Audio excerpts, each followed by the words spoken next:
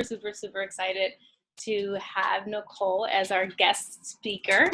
I know she's probably very uncomfortable right now, but we all know each other. So, and this is a great opportunity for, those that don't really know Nacole, to hear her out and hear her story. And so just a little background story. Nacole and I went to high school together.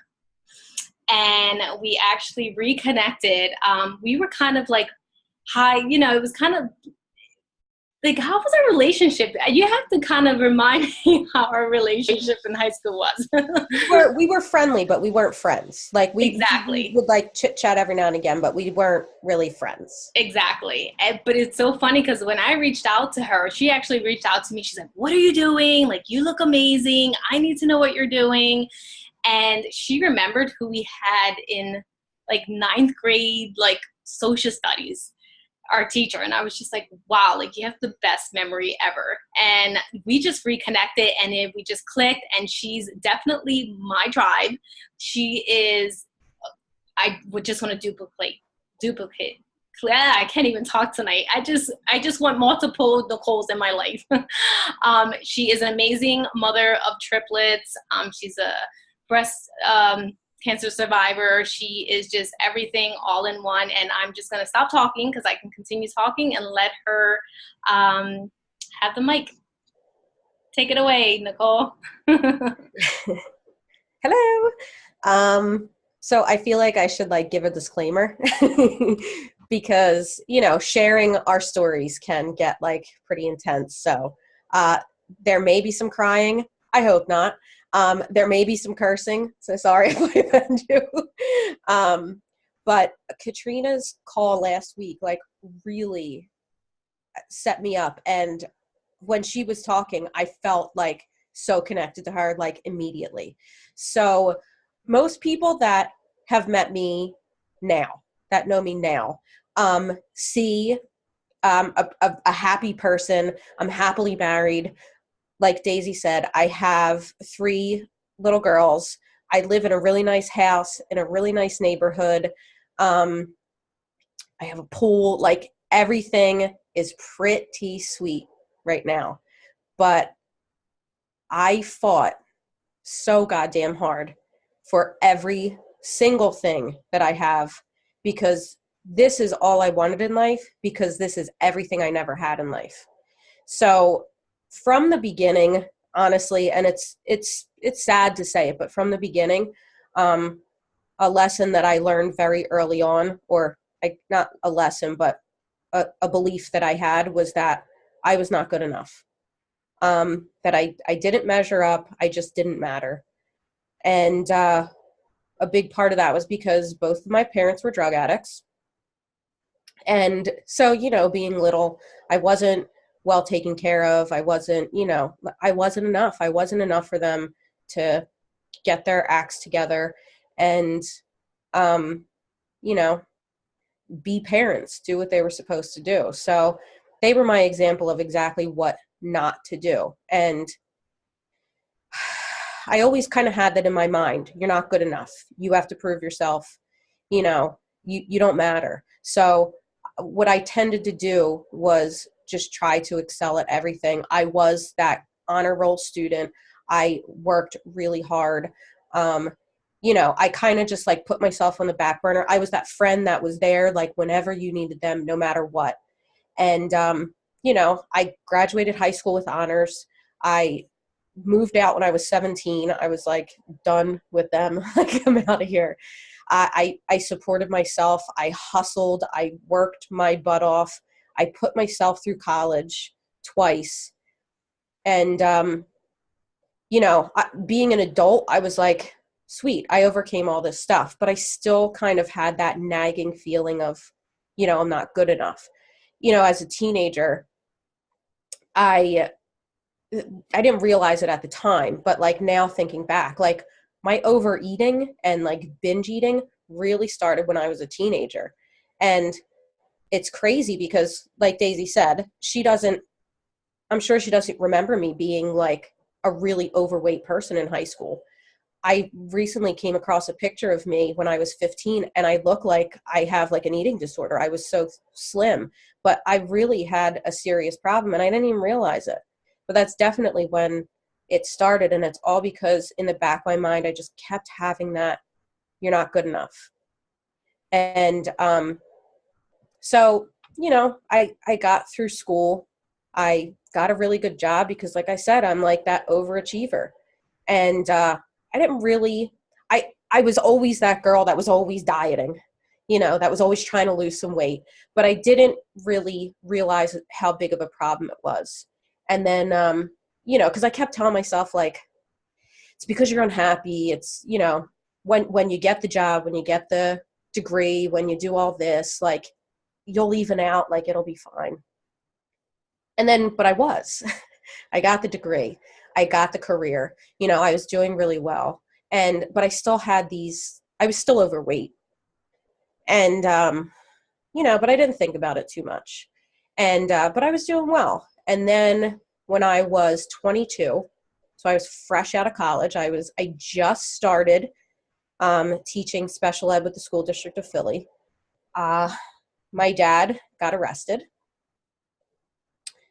for murder, which that's like a whole other story.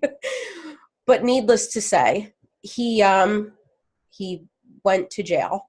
And at 22, like, think about where you were at 22. And like at 22, I had to sell his house and pack up his belongings and,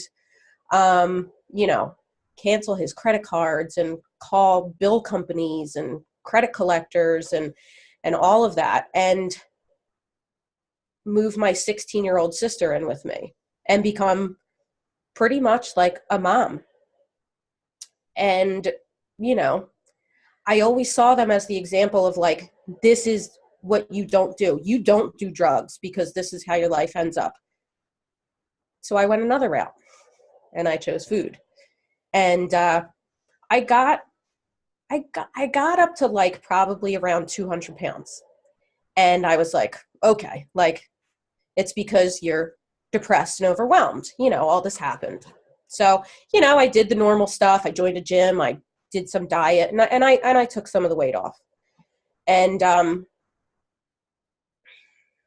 things got really good again. I reconnected with who is now my husband. We got married. It was amazing. I was not by any means thin, because people lose weight for their weddings and blah, blah, blah. I was not by any means thin. I couldn't do it. I couldn't figure out why. And so, I got married, and we instantly knew, like, we wanted to have a family. And, we started trying to get pregnant right away.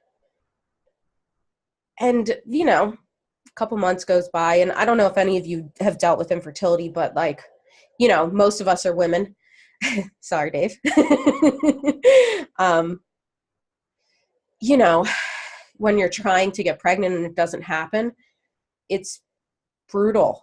Every single month you're like, what's going on? And me, I'm so used to, like, you want something, you work for it, you get it. And this is just one thing that, like, no matter what I did, I couldn't make it happen. And so I was like, you know what? I smoke. I'm overweight. I'm on medication because, surprise, surprise, I had like a major anxiety disorder. So I was like, you know what? Like, it's time, like, that you want it, you work for it, you get it. So I decided I'm going to get this weight off. I'm going to quit smoking, and I'm going to stop this medication and figure out how to deal with the anxiety on my own. And I'm going to get what I want. Still in the back of the mind, that little nag, though, like, maybe you're just not good enough to get it.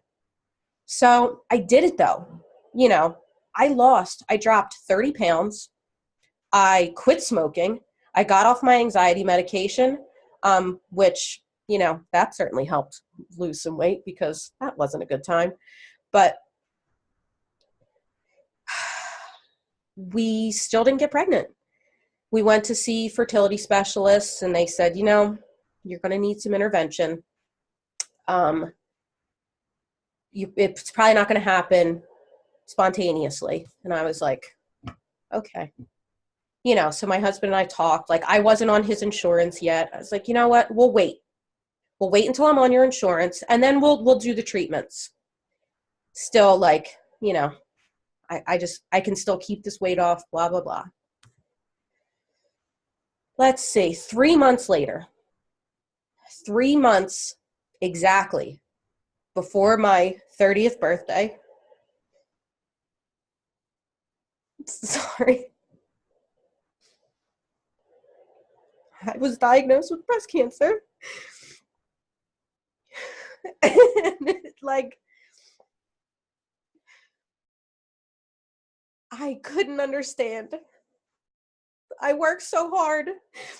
I do everything right. I'm not a drug addict like my parents, I take care of my family. I take in my sister. Like, I do everything right. Like, why? Why does this have to happen to me? I didn't understand. And then I was like, hold on a second, like, get it together.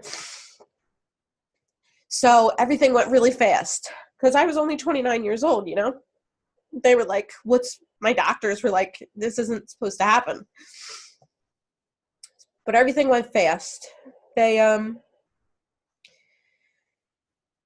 told me, you have to have a mastectomy, which at 29, like, I was only married for a year. And I was thinking about, again, as women, there's just certain things that define us as women. And, our breasts are unfortunately one of them. And I just couldn't fathom it. I was like, but then I just said, you know what? You're taking one, take them both. Because I don't want to do this again. Like, I've had enough. Like, I've been dealt all these really shitty cards, and like, I just needed to let this be the last one. I needed to stop. And so I don't know how much any of you know about reconstruction, because I knew zero. When I thought of mastectomy, I thought, like, they're gone. And so my surgeon was telling me, like, you have some options.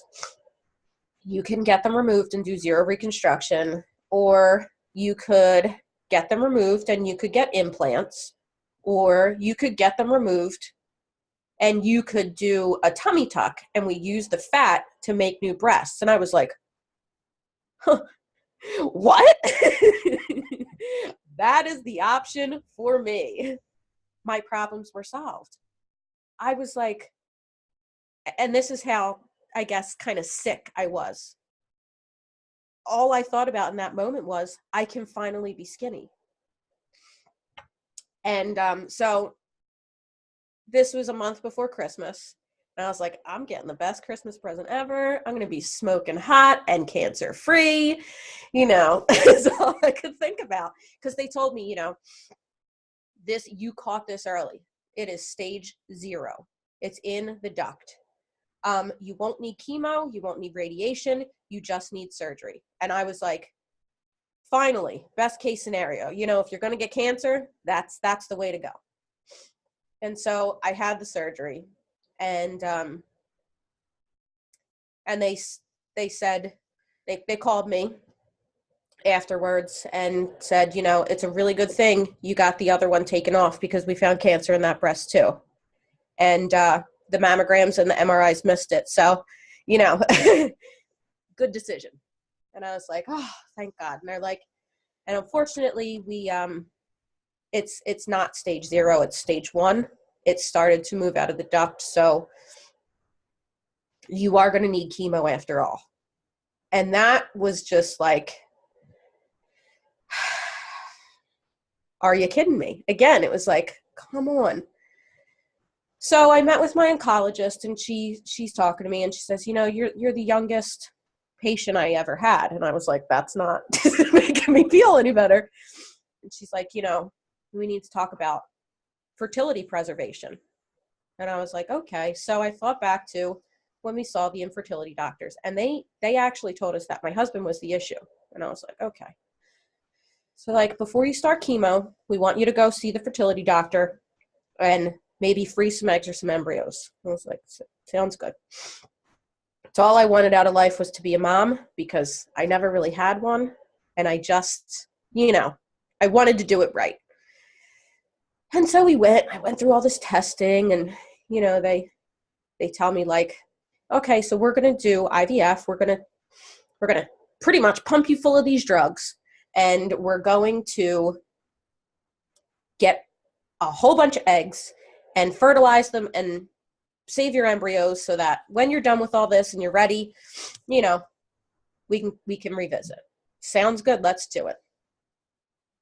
And then slowly they're like, day one of like, because I had to go like every day to get checked out. That's not a good time, by the way. They're like, things aren't really looking that great. I'm like, what do you mean? And they're like, well, you don't really have a lot of eggs developing. I'm like, of course I don't. Like, when is this body going to do what the hell I want it to do? And then the next day, and it's like, we still, like, there's nothing even happening on the right side. And I'm like, by the end of it, you're supposed to get between 15 and 20 eggs. We got 4. And luckily, 3 of them fertilized, and we froze them. So, again, that's like best case scenario. If you're going to have infertility, sweet. I had 3 frozen embryos. I was ready to start the chemo. I went into it really positive. Dyed my hair hot pink because I knew it was going to fall out anyway. And went into it really positive. And then, kind of lost that positivity along the way. I lost my hair, shaved my head because it was coming out in clumps. It's just the easiest thing to do. And I just remember looking at myself in the mirror, bald, totally scarred, and hating what I was looking at. Totally hating it.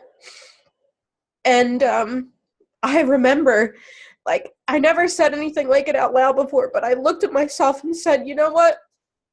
I don't want anybody to look at this again. And I destroyed my body. I was 155 pounds when I started chemo. And by the end of it all, I was 238 pounds because I just couldn't stand to look at myself. And I didn't want anybody else to look at me either. And I knew that if I had that, cushion, nobody was going to look at me. And I gave up on the losing weight and liking how I looked because I knew that I would never like how I look now. These scars were permanent. This was my body. And it was just a decision I made. And then, I got through chemo. Cancer-free. Hallelujah. And then it was time to have a baby. That was the plan. Cancer-free for a year. Let's have a baby. So we went back to the fertility place, and they're like, all right, we have to check your ovaries, see if chemo affected anything. Because they diagnosed me with, I forget what it's called. It's like low egg reserve. And pretty much before I started chemo, my ovaries seemed to think my body was like 45 instead of 29. So I didn't have a lot of egg reserve left. So they said, we have to check you out, see if the chemo affected anything.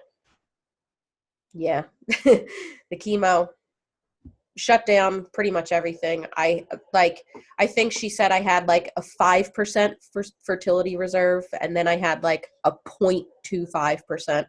after chemo. So these embryos were it. And they're like, we thaw them out. We pump you full of some more drugs. And, we transfer an embryo and we cross our fingers and hope it takes and you get a baby. And my oncologist said, hell no. And I was like, what? And she said, you cannot do this. Your breast cancer was estrogen receptor positive, and they're going to shoot you full of estrogen. If there are any cancer cells left, it's going to feed the cancer. And I said, lady, what are you talking about? You killed all my cancer. I did all this chemo. I had this surgery. I did everything you wanted me to do. And they're like, there could be a couple cells floating around. And at that point, I just kind of had to make the decision for myself. And like I said, she doesn't have a patient that's as young as me. She doesn't know. So I took my chances. And I pumped myself full of drugs and crossed my fingers. And the morning of the transfer, when my husband and I were supposed to go down and take one of the embryos and transfer them, the fertility doctor called me and said, I'm sorry, but none of your embryos made the thaw. And I said, what? And she said, I'm sorry, but there's nothing to transfer. And again, I was like, are you kidding me? I'm not good enough. There's something out there I'm not good enough. And I ate some more because, how I'm not going to get pregnant, then I don't need to take care of this body anyway. And then I was the heaviest I ever was. And I just did that for a couple years. And, we went back and we explored our options. And they said, you can get an egg donor. And I was like, well,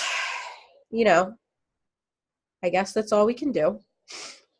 And they said, well, we got to pump you full of drugs again. And I was like, great, my oncologist is going to love hearing that. But she said to me, listen, you've got to lose weight. If you want this to work, you need to lose weight. So I kicked it into high gear. And I lost 30 pounds again. And we picked an egg donor. We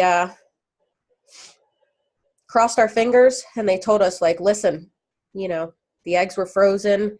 The chances of one of them taking is really slim, Nacole. It's really slim. And I was like, at this point, I was like, statistics have nothing to do with me. What are the chances of a 29-year-old getting breast cancer? Pretty slim. I got breast cancer. Statistics don't have shit to do with me. You're telling me this isn't going to happen. I'm telling you, it doesn't apply to me. We'll take our chances. And they're like, hold on, I got to let my dog out. So I said, listen, because they were frozen, we're going to transfer 2 of them because we want to make sure that your chances are as high as possible. I said, okay. So they transferred 2. And those statistics didn't have a damn thing to do with me because one of the embryos split and all 3 of them hung on. And I was pregnant with triplets. And I couldn't believe it. I've heard the saying before, and I've never been a big believer in God, but like you make plans and God laughs and laughs and laughs. And so I started to think about it and think, maybe this has nothing to do with me not being good enough. Maybe there was a plan. Maybe I had to get breast cancer because if I got pregnant and then got breast cancer, maybe I couldn't handle that. Maybe my embryos had to not survive the thaw because I would have only been pregnant with 1 baby and I was meant to have 3 babies. So now I have these 3 amazing babies. I have the house. I have the husband. I have the career. I have everything. So I have that happiness. Why can't I just get my shit together? And I reached out to Daisy because my family and I went on our first family vacation last year to the beach. And we had so much fun. My girls loved every second of that beach. They ate the sand like it was the best meal they ever had. And I remember being on the beach and just loving watching them. And then I saw the pictures. And instead of remembering that happiness, I looked at how I looked and I was so disgusted. And I looked at those pictures and I just cried. And I said, Jesus, Lord, I have been doing this my whole entire life. I've hated my body my whole life. I've destroyed my body. I have this horrible, unhealthy relationship with food. And now I have 3 little girls watching my every single move. I can't keep doing this. And I reached out to Daisy because, I've tried so many other things, like, why not try this too? And those of you that are friends with me on Facebook, I've said it before, the accountability group is what really, really helps me, because it's an everyday thing. I can check in and get that motivation, and, talking to you guys and talking to other people who have dealt with the same thing, because this is so not a physical thing for me. Like I said, I've lost 30 pounds how many times now? This is all mental. This goes right back to when I was a little girl and I told myself for the first time, you're not good enough. And I protected myself with food, and I kept everybody at bay because I just wasn't good enough. And what this has taught me is that I have fought so very hard for every single thing in my life, and I need to fight for me now, and I am enough, and I am worth it. And I still struggle every day with the food addiction. It's a problem. I was actually talking to one of my friends, and she was like, because she has the same issue, and she's like, yeah, it's like, you see those people that have just one cookie and, you're jealous. And I was like, I know. How do they do that? And she said, because they're not addicts. Just like an alcoholic can't have just one drink. You can't have just one cookie. You have to keep them out of your house because you'll eat the whole thing. And I was like, oh my God, like, it really is. I never turned to drugs. I never turned to alcohol like other people in my family, but I turned to food without even realizing it. And so now I kind of have to just like reteach myself that food is fuel.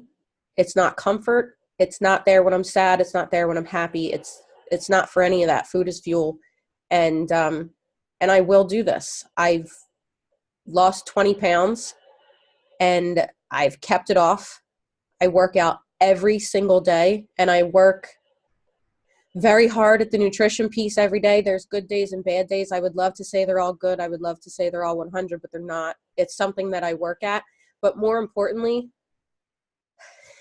I work on my head every day. I do that personal development.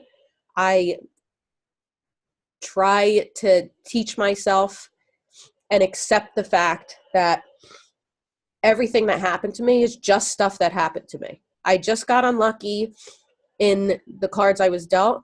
And, honestly, if I didn't get dealt all that stuff, I would not be as strong as I am. Maybe I wouldn't have been able to get past that cancer.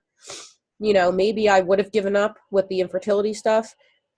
This is what made me strong, and I need to use that strength to just take care of me now.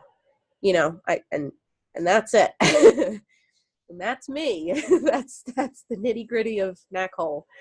So, Beachbody isn't just a job. It's not it's not just, a couple of friends. It is life-changing. It's completely life-changing because it's finally changing my mindset and getting me healthy from the inside out. So thanks, guys. Thank you.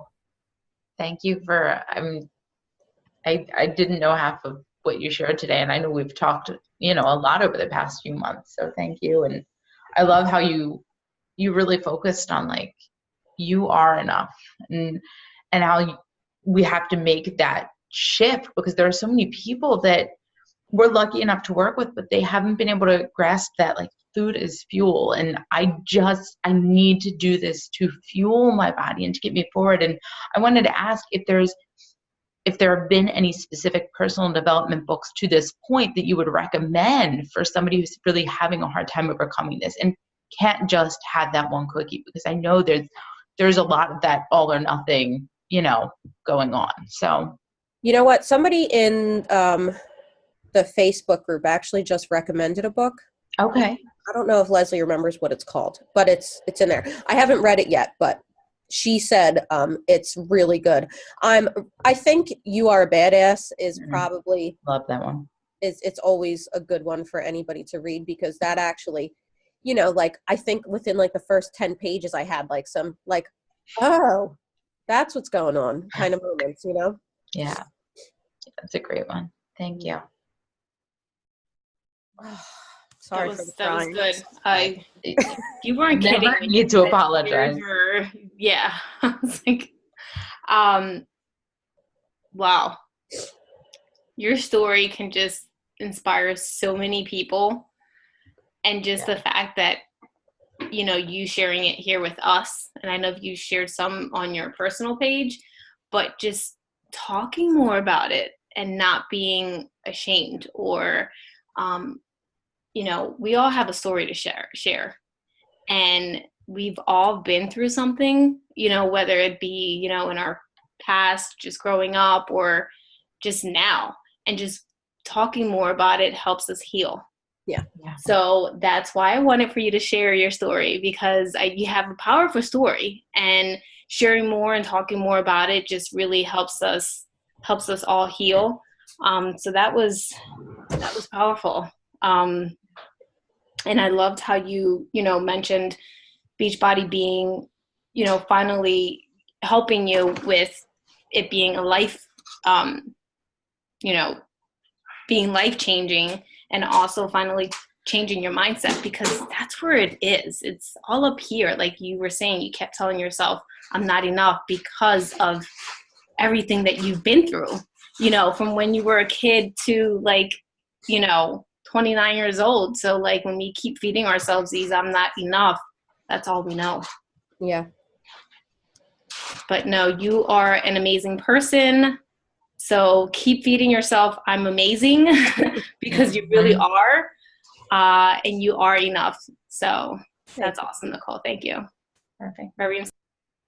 Anybody else have any other questions or anything before we close up for the night?